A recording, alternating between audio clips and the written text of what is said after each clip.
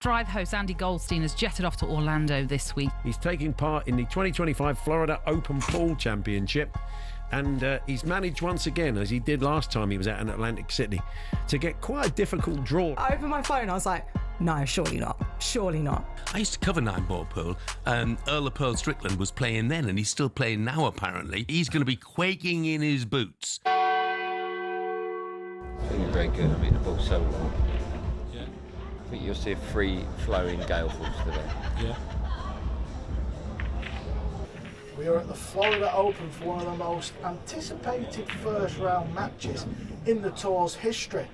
It's Earl versus Andy, and this is the glove is off. He's the arguably, everyone raves at the greatest player ever, and he's a lunatic. Yeah, I have an ability like Muhammad Ali had. Muhammad Ali could carry on a conversation while he's fighting a great fighter and knock the guy out, and he could actually tell you what round he was going to do it in. There was a guy came to me, a reporter one time, he says, you know, I've never seen a guy like you.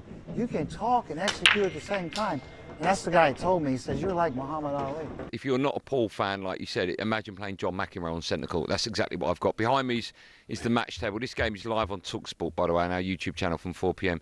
And Earl the Pearl Strickland, not only is he the game's greatest ever player, but he's 60 years old and he's just still as great as he's ever been. He doesn't miss balls. I was watching some of his play from last year's Florida Open, US Open, UK as well. I didn't play in the UK, but US as well. He doesn't miss balls. And the thing with Earl, the reason I compared him to John McEnroe is he's got that very thin line of one side is a genius, the other side is an absolute lunatic. Oh, he just broke his cue. He's just snapped his cue. Look at this. That's an action you see all the time from Strickland. And so often, he's in danger of breaking that cue. Thank you. That's the first time I've ever seen Earl snap a stick in all these years. If I can get 2 racks or 3 racks on the board, that would be some achievement. Yeah. That really will be. But I'm in to win. I've not travelled for 10 hours in business class just to get beat in the first round, right? I'm here to win it. 1 hour out from the game, Andy. Feeling good actually, Ryan. I'm feeling good. Just having a little practice, trying to get the pace of the table, because obviously the lag is what it's all about. How did you get on in the lag? I think I'm the unbeaten world lag champion. I don't think I've lost the lag yet actually, Ryan. If you're new to pool, the lag decides who gets the break, the first break, and of course if you win a frame or a rack, you then carry on breaking. So if you can win the first lag, then there's every chance you can win the leg.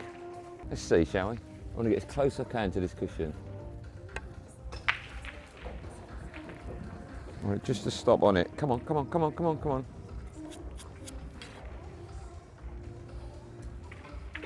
That's why I'm the world champion, at the lag. This would be a big ask because he's up against one of the very best this game has ever known. And talking of which, on my right hand side, my co-commentator is, like Earl Strickland, a former US Open champion, Jeremy Jones. He is in action, and my goodness, he's out of his seat as well. I mean, this is how dominant Earl Strickland has been. But Andy is out there. Oh, not for very long. Shot? Not for very long, Ollie Clink. What's going on? It's Earl Strickland 3, Andy Goldstein 0. I tell you what, the last rack, having slumped to a 2-0 deficit, Andy Goldstein, he headed into that last rack, and there was a couple of shots from Earl the Pearl, the Lionel Messi of pool, that you'd have expected him to make, and he didn't. He allowed Goldstein to approach the table. Did Andy take advantage? He absolutely didn't. He potted a few balls, but then right when it mattered, he couldn't get it over the line, and Strickland was able to come to the table, oozing class, and put himself in a commanding 3-0 lead. And you can see the pain already on the face Ollie. of Goldstein in the corner. And Andy might as well be sitting next to me and Natalie. It's difficult. I want to do things to put him off, like drink when he's down on the shot, which is very unsportsmanlike, or clean my cue, or sorry.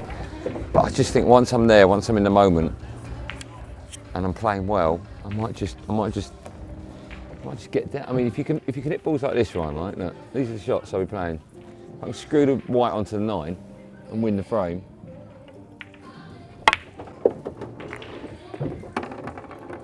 That's what I need to be doing today. Am I right in thinking there's a smile on Andy's face, Ollie Klink? This is quite incredible. It's the fight back. Oh my word, his ears were burning, surely, because I can't believe what I've just seen. Andy Goldstein has won a rack against the great Earl, the Pearl Strickland. This is incredible. Strickland let him in because he missed a pot on ball number 7. Goldstein potted 7, then 8. He had a huge chance for 9, which he completely bottled, missed a very easy chance. But then Strickland did the same, and Goldstein, even though he was shaking like a leaf, managed to pot a ball. Yeah, but he could have missed that final pot there. I would have potted that. You would have, Ollie. Yeah, that is true. But give him his moment. Come on. He's the Jake Paul of boxing to Paul he is.